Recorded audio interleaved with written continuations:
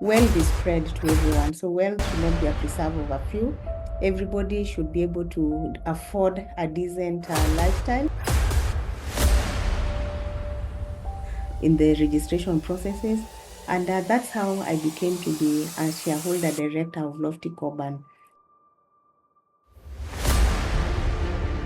If I did not attend that networking session and also said what I can.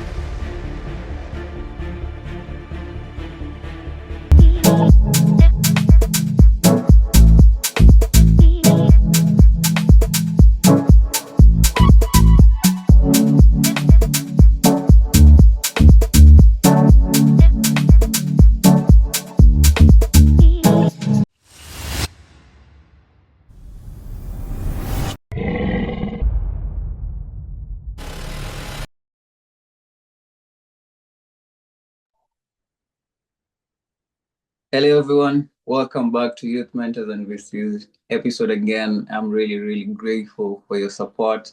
Thank you for the question. Thank you for the love that you're sharing. We had a great previous episode with Madame Therese from Belgium, and you guys are really responding well. Your shares on Facebook, your shares on LinkedIn are giving us, we're feeling the love, and we want that love to come more and more. And even today, the guest we have, oh my Lord, I believe you guys are going to learn a lot because I've been following her, going to events just to learn a lot from her.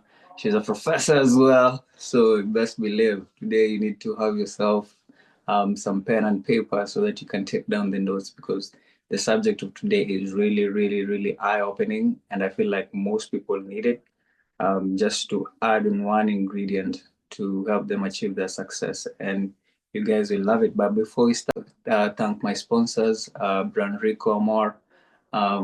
They deal with plant-based coconut yogurt made in Watamu. For those who are lactose intolerant, this is your plug actually to go and get the yogurt. For those who don't consume dairy, we got a solution for you from Rico Amor. Also, a brand partner called Allo.co. They deal with women fashion. Actually, for these ladies who love luxury brands, this is your way to go. And also, we have a school in Kenya called Rufina School that we support with donations and charity for the children living in the slum areas. So we're gonna put a picture so that you guys, for those who love giving, to go and support this school because we believe giving is receiving.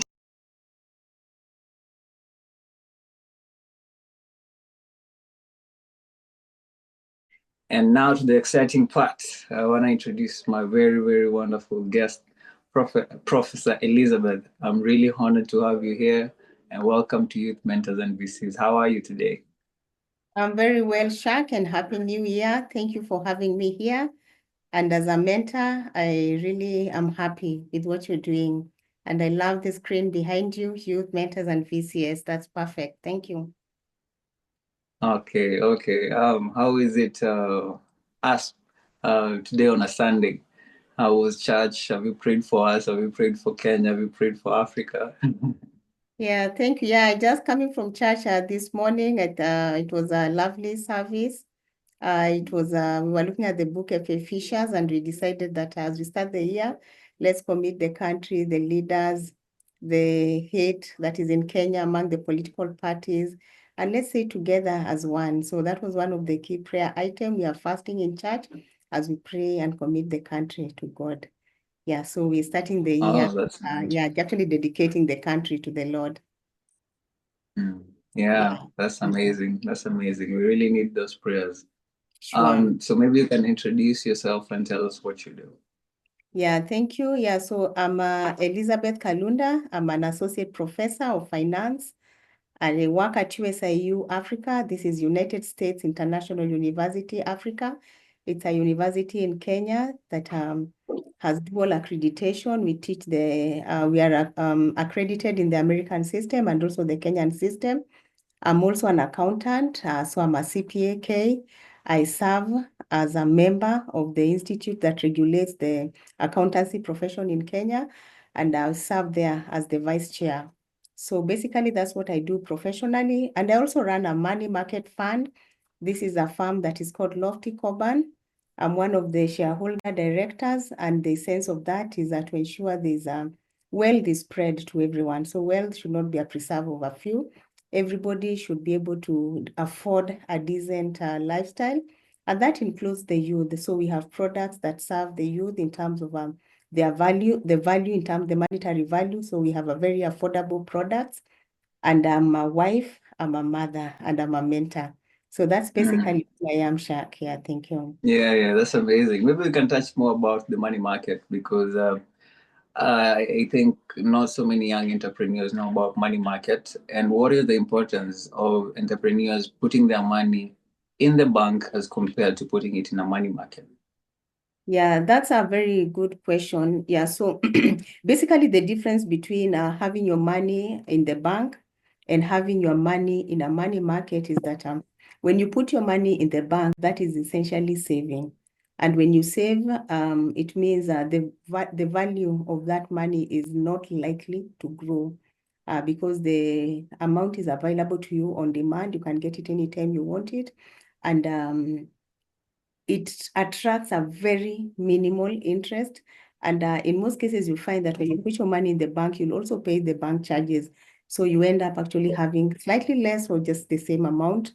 And when you factor in issues of inflation, you end up actually having a lower value than you had before. But when it comes to money market, which is an investment vehicle, this means that you give your money to a fund where a lot of money is collected for many people.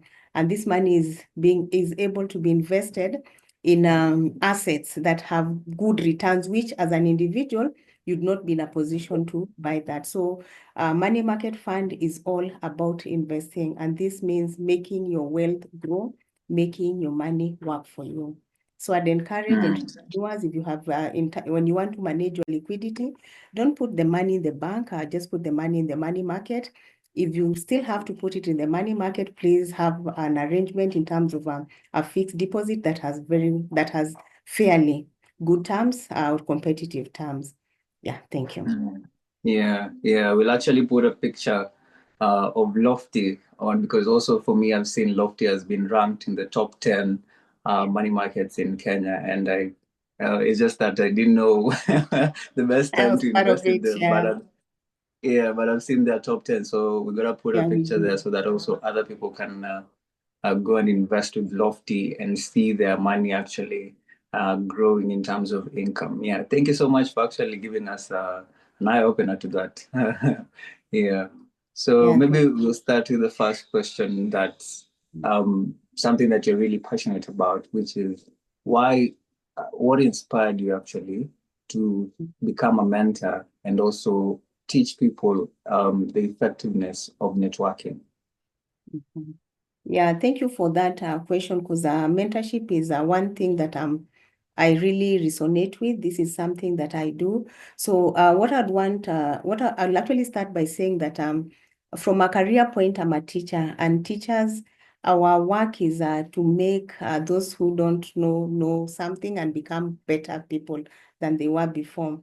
And that's a form of a mentorship in a way because you share your knowledge and then you try to bring up the students. Now, mentorship is slightly different because now you're sharing your experience, not the work that you're supposed to do, like in terms of classes that you're teaching. So from that early point of my career, I knew the importance of having someone who knows, sharing that knowledge and bringing up the young ones. So that inspired in me the importance of mentorship. And also being a Christian, the Bible is very clear about the importance of mentorship. If you look at the Bible, starting from the Old Testament, God ordered the Israelites to ensure that they teach their children what the commandments of God. They should continue teaching them so that they know. And the commandments actually just were, in a way, telling people how to relate with God and how to relate with each other. Again, going to the still to the Old Testament in the proverb, there's a very popular verse that says, iron sharpens iron. So should one person sharpen another. That's basically mentorship, meaning that there's one person who knows more than the other person. So for me, mentorship, under its essence, I'm a beneficiary of mentorship. Being an associate professor, being an acting DVC, finance and operation, being an entrepreneur, all that I am has come from mentors, looking up on people who know more than me and then following their way of lives. So for me, I find mentorship to be very important. I consider mentorship to be something beyond advice, because in mentorship, there's a relationship between the mentor and the mentee. So when you have a mentorship, this is something different from career advice, because a number of people who think that if you have somebody who gives you career advice or just some advice, that's mentorship. But that's not mentorship, because mentorship brings in a supportive relationship between the mentor and the mentee. And you can share more about maybe your aspirations, your growth, depending on the kind of mentorship the relationship that you have, such that if it's a professional mentorship from a career point of view, I'm an accountant. So if a young accountant wants to know more about accounting, just wanting to make it to be where I am now, you share that relationship. So there's more, it's a supportive relationship with a seasoned person.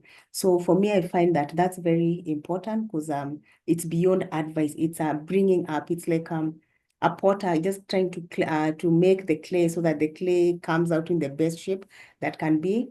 Again, mentorship, in terms of its sense, it's a two-way street where these two people are able to just have some conversation. One asks question, the other one responds to the questions. So for me, I find it a two-way street that is both the mentor and the mentee. And for me, from my experience in mentorship, I actually learned so much from my mentees. As much as I'm the one who's mentoring them, I find that I learn a lot. And sometimes just listening to these young people, the kind of questions that they ask, in a way they can even probe you to say, then I think I need to perform better than this, because these are some of the experiences or the challenges that the mentee is experiencing.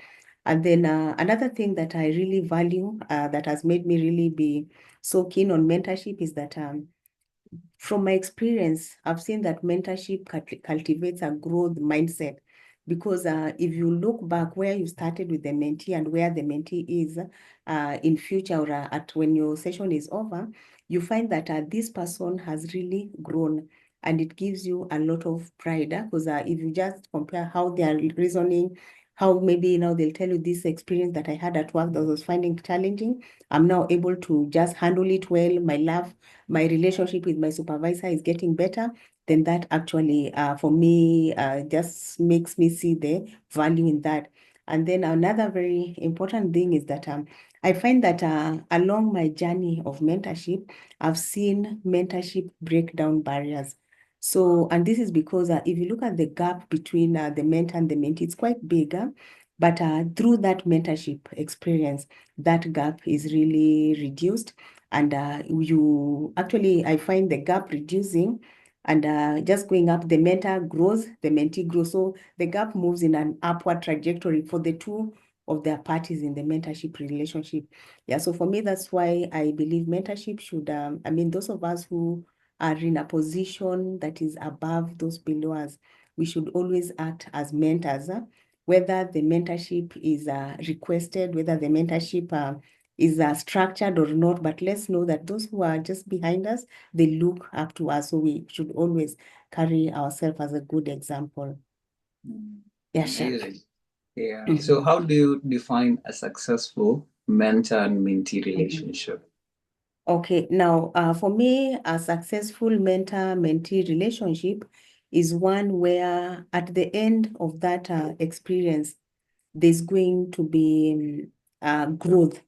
And this is growth that is evident, not just growth that you feel, but where the mentee can tell you that I was here and now I am moved to another level and I'm better than that.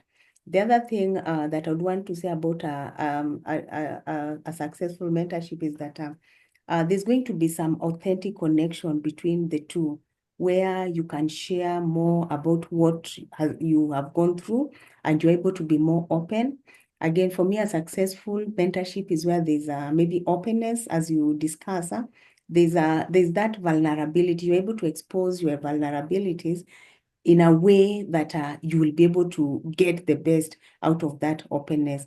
So for me, successful mentorship is one where there's wholesome growth on both the mentor and the mentee, but the growth in the mentee is actually more visible. So I'd say that's what I would call actually a successful mentorship for me. Okay.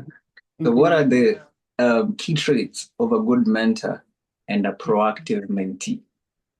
Okay, yeah. Now for me, the qualities of a good mentor is a good mentor should be one, friendly. Definitely this relationship cannot happen where there's that lack of friendship.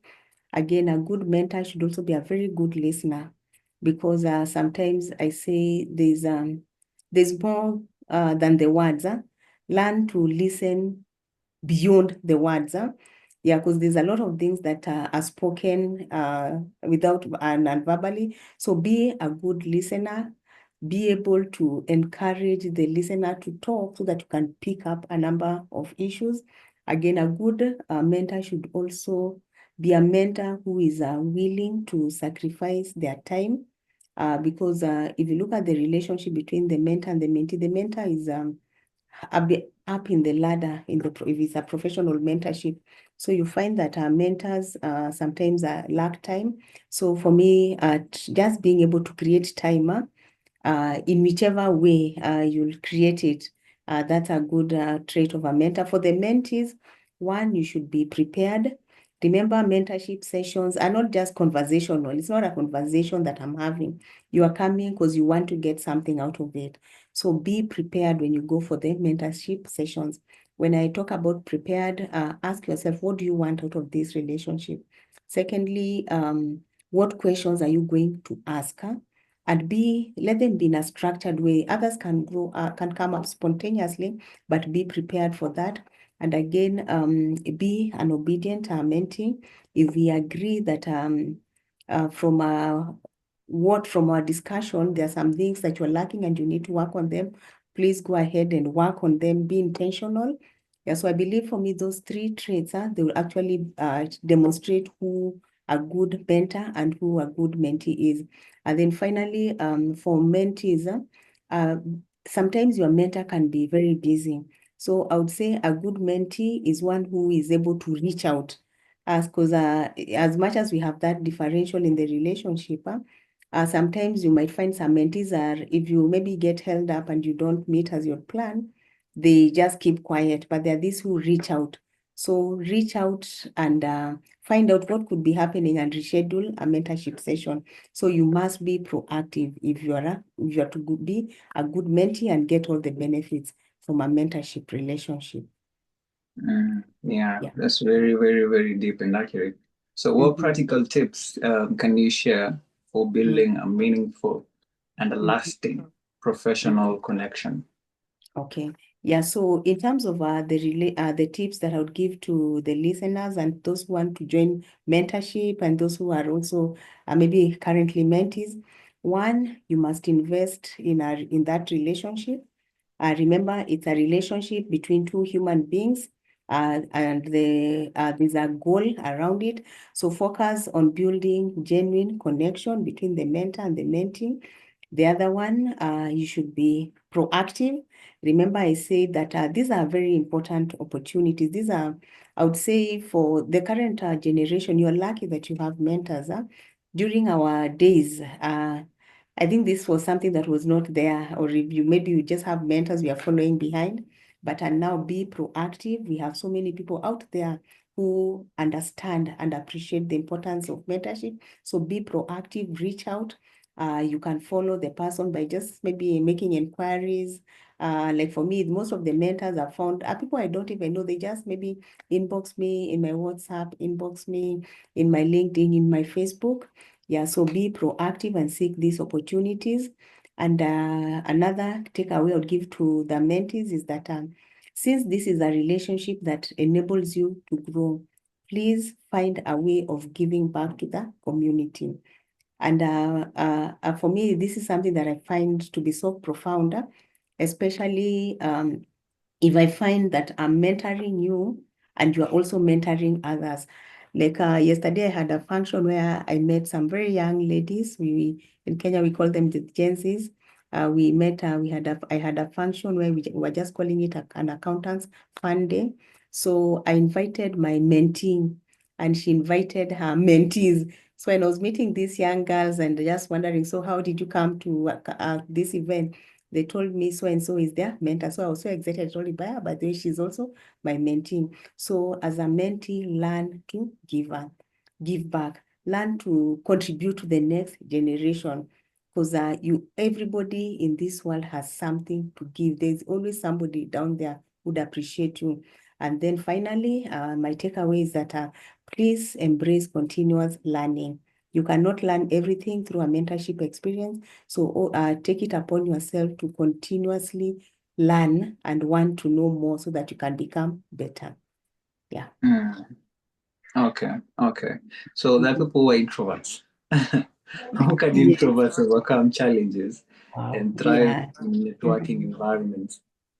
Yeah. So yeah, I know introverts are an interesting set of people, and I have so many friends who are introverts. And Yeah. what I have come to see is that as much as they are introverts, they don't introvert to everyone. Once they get this one person, they can really open up. So for the introverts, please don't be afraid to reach out. Try to get somebody out of the many people you know, but you don't reach out. Try to just get one person. And I believe there's this person who there's that connection, and you'll be able to just get into a mentorship experience. I'm saying this because I know I have one of the mentees who is an introvert, and how she came to just join my mentorship class was she was following what I'm doing on the social media. And she just said, I need to make a decision. I've been an introvert and I've been missing on so much. So she personally said, I'm going to just gather all the guts and reach out. And we've become very good friends.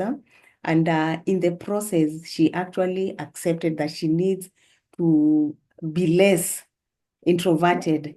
And whenever I have any networking sessions, I invite her.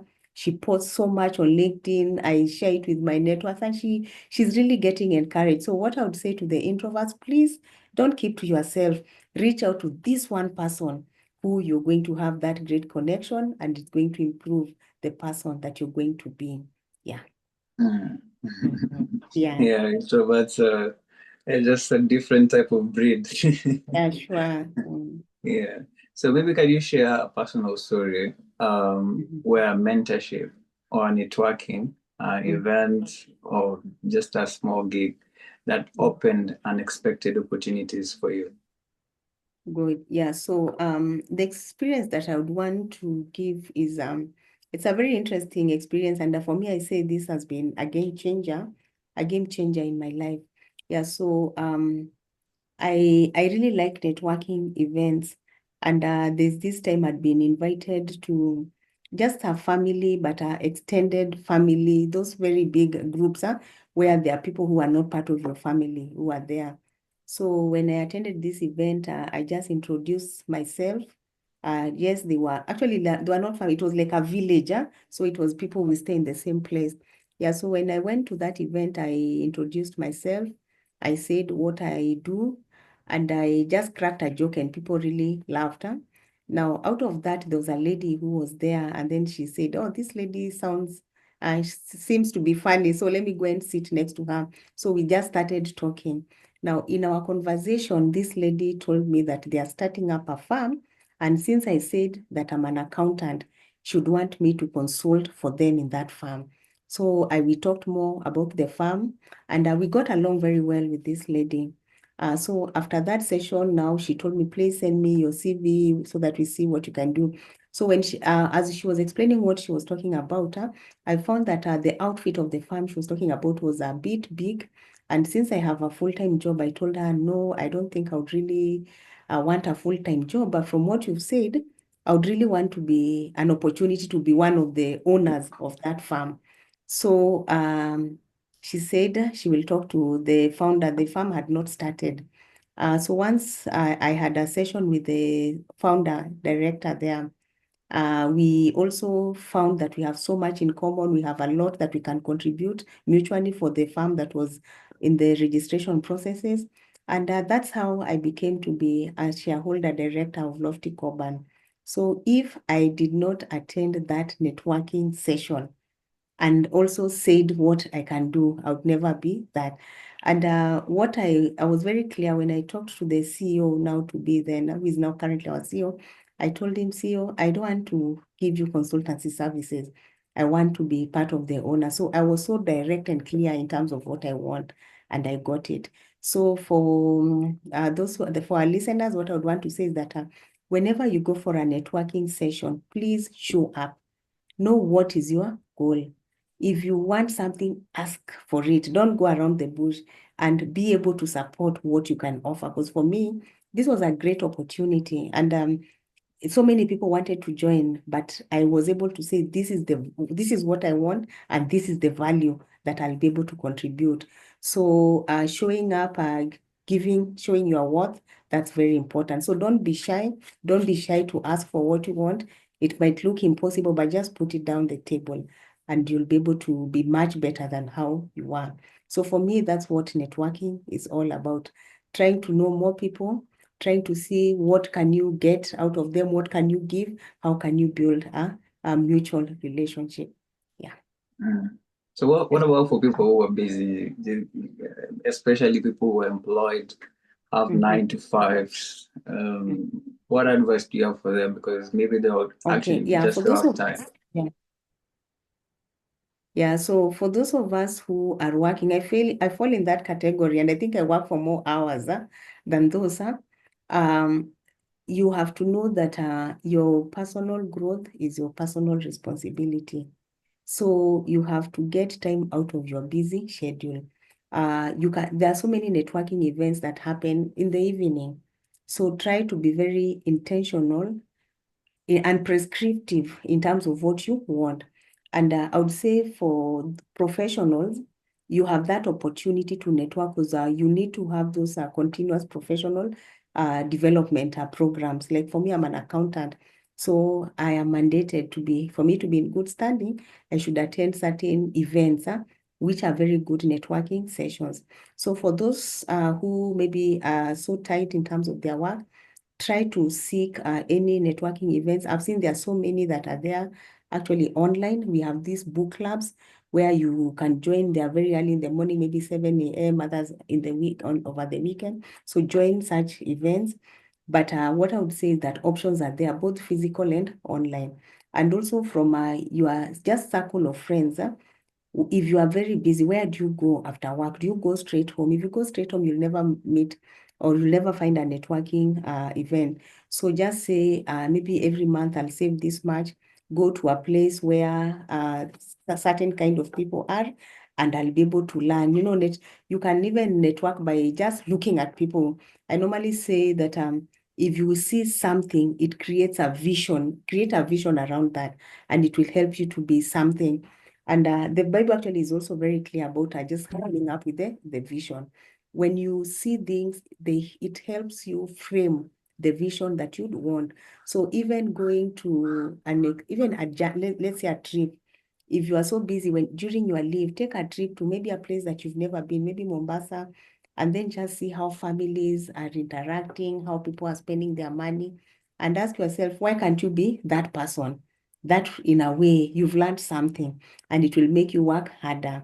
If you love maybe like a shark what you're doing, and I want to go maybe to do maybe recordings to be a media person, I can log in a YouTube channel and see what you are doing. So there are opportunities for everyone. We cannot say that we are so tight at work and we cannot have an opportunity to network or grow ourselves. Yeah. Amazing, amazing. So what role does technology and social media play in modern mentorship and networking? Good. Actually, see, I was talking about the the YouTube, social media. Yeah. So I Yeah. would say that currently, there's a lot that technology has done to make life easier. Mentorship, it helps bridge the gap between the mentor and maybe the mentee. It helps to take us places that we've never been. Like for example, I was talking about traveling. Through technology, you can actually be able to do simple things. Just go to a YouTube channel, look at maybe how do the Chinese, what are the virtues of Chinese or the Japanese on work, and you'll be able to see that. We have so many apps that you can have that can even guide you on certain things that you need to do. They can monitor what you're doing, tell you this, guide you in terms of growing and organizing yourself. So for me, I would say that technology has come to help us. Technology has broken the barriers of our space, time also. So let us embrace technology, but let's also be wise in terms of the technology that we are choosing, so that we can be able to just get the best. Because in technology, there's so much that can come. And when I'm talking about technology here, I think I'm focusing more on the technology that is around the media and just bringing communication. But basically, there's a lot. I'm sure I've not maybe seen them, but I'm sure you can even get an online mentor through AI issues. You can ask the actually through AI, if you are a mentee and you have issues, you can actually type the question that you want and you can get a response. So you can see, you can at least it enables you to get responses from a wide source of maybe a researcher or a large reference list. So for me, technology is there. Just learn how to use that technology.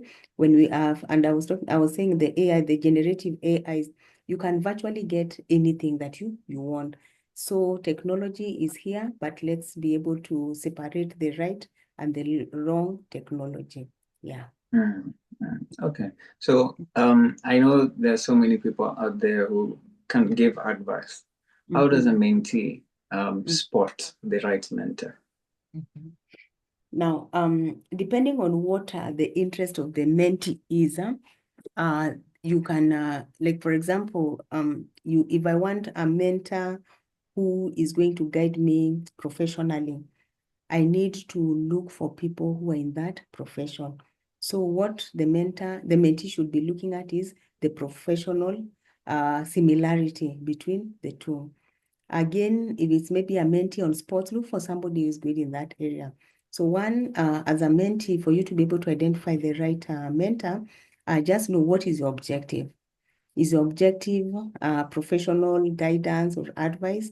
Is it sports? Is it family? Is it maybe writing? Whatever it is. But once you have put down what you really want as your goal, then look for the person who has such qualities. And what I normally say is that with the technology that is there, you can be able to get so much information about someone, and you can be able to know whether this is the right person for you. And then on this, since as a mentee, you've been searching, if you approach a mentor, sorry, and they say no, don't be discouraged. Try the next one. Okay, so just keep searching, and I'm sure there's no way all of them can say no. It can even start from your office, your seniors, people you admire who are up there. So those are the people you can start with, and then you request. And I believe through my experience, it is not very likely. Okay, there'll be those instances where you'll get a reject, but those instances are fewer than the ones that are, I mean, the positives or the affirmatives will be more than the negatives. So what is needed by you is to reach out. Remember, I said you have to be proactive, you have to reach out. Yeah, so that's what you need. So have your goal clearly, what area, find out the person who can give that kind of mentorship, and then reach out. Don't be discouraged. Just try the next one and you'll definitely get a mentor. Yeah. Mm. So now vice versa, how does a mentor spot a good mentee? Okay. Yeah. Now, because enough times I've actually told people that I want you to join my mentorship group. So, how we spot a good mentee, because of our experience, we can be able to see potential, and we can be able to see this person has the potential, but maybe not the right guidance to get there. So I'll just pick you and tell you, maybe if it's for me, I'll just tell you, I need to meet you in my office. Why can't you maybe have tea and all this? And then I start guiding you. So naturally, that relationship grows. So, and that now, for people who are very good in what they are doing, people who are outgoing now, the extroverts, they are very lucky because they'll be spotted. And people will just say, I want to work out with you. People who volunteer, I want to do this kind of project. I want to be part of the team. Fortunately, those are the people who are likely to get mentors faster than the others. So for us as mentees, we just see somebody who looks very proactive, somebody who looks very energetic. They have the vibe, they have the energy to do this. So these are the people we bring on board. But since I've noted that is the case, I'm also very keen, and also my background as a teacher, I work with all students. I know there are these students who are quiet, but once you probe them, once you try to just penetrate through that wall that they have, you find that they are very good and very active students. So also reach out for those who are quiet, but look like with some probe, with some guidance, they can be better than how they are. So for me, my appeal here is as mentors, there are those who will never have the guts to come to you, but you can see there's something in them, and everybody has something in them. So let's also reach out to them. Yeah. Okay, amazing. So there are mistakes at times that happens when it comes to networking. So what common mistakes do people make when trying to network effectively? Yeah, good. Actually, that's a good question because for me, I find that most people, their definition of networking is not really networking in the sense of what is an effective networker or networking. Now, when it comes to effective networking or the mistakes that people do, the mistake that most people do is that they think that networking is just maybe going out where there are many people collecting their numbers, having a very large phone book of people you'll never call. That is not networking. Secondly, when you go to network, you have not gone to ask for favors. I note there are some people who say, for this networking, I've seen that is the CEO of a certain place. I want to ask for a job. Maybe I want to ask for, okay, now for, if I'm young, I'm looking for a job. If maybe I'm a consultant, I want to look for a consulting opportunity. Now, networking, the first time you meet, you cannot start asking for those favors, saying, oh, I'm job seeking, or I want this job, or I saw this tender in your organization. No, that is a big, big mistake. Remember, for you to get any favor, you must develop an authentic relationship, an authentic connection. So note that getting phone calls, asking for favors, just giving cards and picking cards, that is not networking. So for me, I would say that a networking that is authentic is one where you try to create an authentic relationship. And again, networking, and this is something that I've seen through experience. It takes a lot of energy when you go for a networking event. So what I normally do, and I've seen this yielding a lot of fruit, is that whenever I go for a session where there are many people, let me just call it, it's an event, an activity where there's a gathering of people, and I'm taking it as part of my networking events. What I do is that I give myself a target. I say, for this specific event, I'm only going to network with at maximum 3 people. Just that, 3 people. Even if I go for a conference of these 3 days, I'll say, for this 3-day conference, I only want to network effectively with 3 people. So by that, I'll say I'll get to know them more so that we build a relationship. After this particular conference, I will look for them and we'll have conversations. We'll even have tea. And then after that, we'll be able to do something. So for that to happen, you see, I had a goal. I said, I want to meet somebody who can help me in X, or I want somebody who does something. So you are very particular in whoever you are networking with. So those are the rules that I've given myself, and I find it very enriching. And this is because previously I would just connect with so many people. It's very draining. At the end of the day, you wouldn't have, you cannot now have follow-ups around that. So just have a target. It's not about how many numbers, just quality, not quantity. For me, that's what networking is all about. Yeah.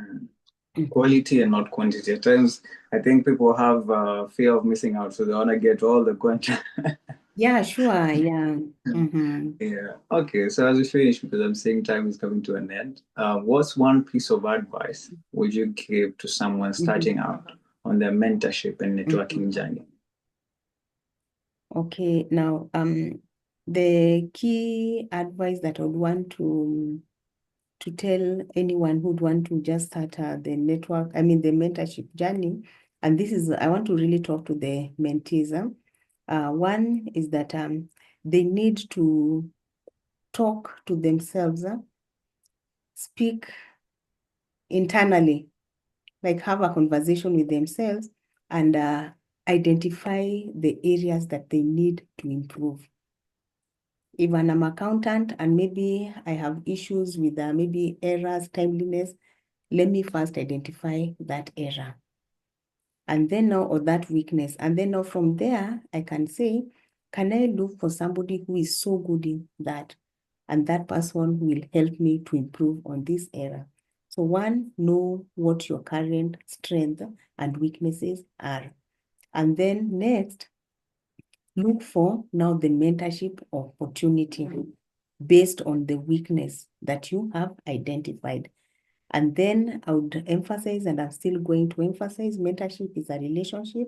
So all mentors, and this also goes to the mentees, can you strive to build authentic relationship, which are going to be beneficial to all? Because mentorship is not transactional. Mentorship, I would say this is where the heart speaks to the heart, because you tend to have that close connection, that authentic connection, and you want the good of each other.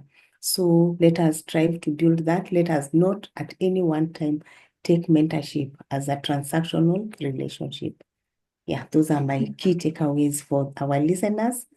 And for that last one, this is for both the mentors and the mentees. Wow, amazing. So where can people find you? Because I know, because even me, if it was not for time, I would go on and on and on because I'm really learning a lot. So where can people find you, even ask you questions so that you can come and maybe guide them, join in the event so that you can also share with them? Okay. On a full-time basis, I work at USIU Africa. So you can get me through, you can come and visit me at USIU Africa. Again, I can share my contacts. They can just call me. Sometimes I can't pick calls, just send me a text. I can be found there.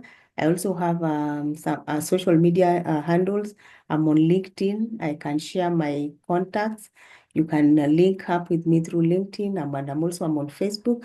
Yeah, so through those channels, definitely you'll be able to get me. And since I'm at ISPA for the accountants and I'm the vice chair, we always meet in most of the events. Yeah, so I am really available and very active on the social media space. Yeah, thank you. Yeah, also for the people who want to join Lofty, Yeah. where's the starting point? Yeah, so the starting point is I'm happy that because of technology, anybody who wants to join or just log into our website, Lofty Coban. If you write that in any browser, you'll see us. See how do you want to be a member? Click there. We have the app, we have the online registration, and you'll be there. There are numbers that are given there you can call, but you can still reach me out, and I'll be there. Yeah, and in terms of our location, we are located in the CBD, the IPS building. We're in the first floor. Yeah. Yeah, we'll put pictures on the screen so that it can be easy for people to go and just start. Because I believe money market is the way to go. Money market is the way to You're very go. right, Shaq. Yeah. Yeah, yeah. Even me, I'm speaking out of experience because since I failed to learn about these financial principles. Now I've had to learn the hard way, and I've come to learn that financial literacy is what actually bails people out. And the rich people, they have these small secrets like money markets, as compared to those people who don't have maybe the financial knowledge to invest their money for them to gain interest or even just grow their wealth. So I'm really passionate when you say about money market, lofty. I'm like, this is where people should go. Actually, that's Yeah. true. Yeah. And even for those organized groups, if you want us to come and give you a talk on financial literacy, we have a big team in the office.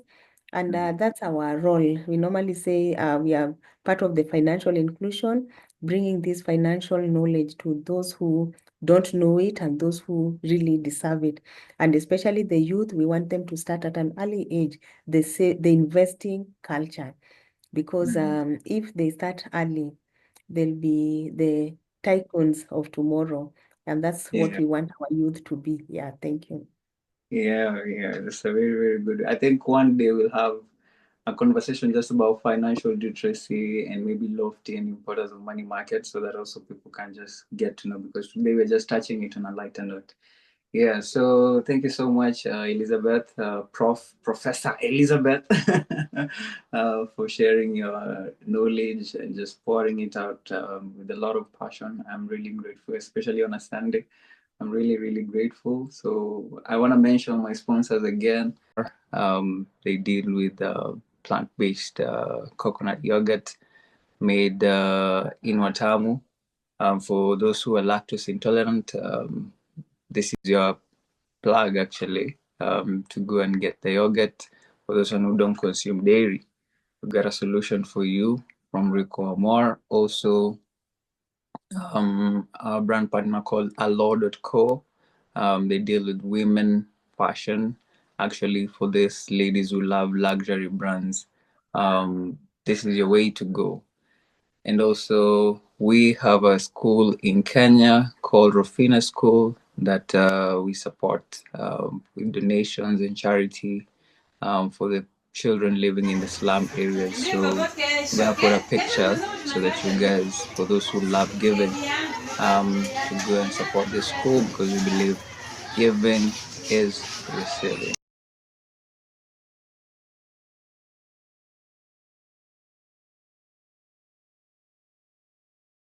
So thank you so much for everyone joining in. I'm looking forward to see you guys in the next episode. Ciao, ciao. Wow.